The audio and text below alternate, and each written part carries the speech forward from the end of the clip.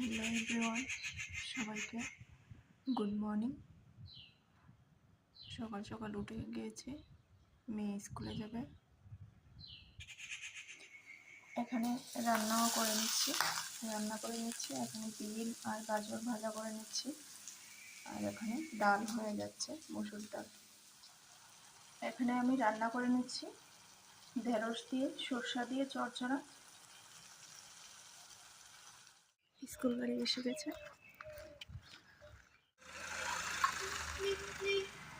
নিয়ে চলে গেল স্কুলে।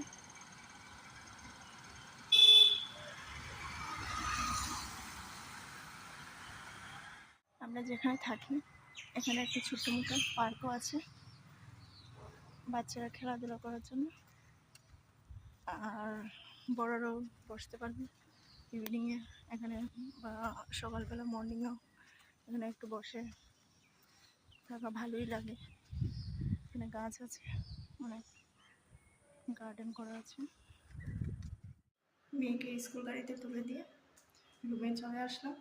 এখন শুরু হবে ছেলের সাথে ডিউটি।